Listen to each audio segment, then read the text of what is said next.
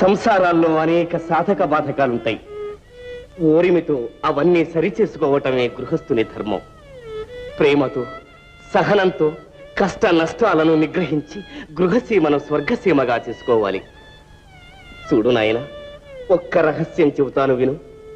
సంపాదన ఉంటేనే స్త్రీలు నింపాదిగా ఉంటారు. గడనగల మగని జూచిన అడుగడుగుల మడుగులిడుదురు అతివలు ప్రేమ. గడనుడుగు మగనిగాంచిన నడపీనుగ వచ్చనంచు నగుదురు తనయా.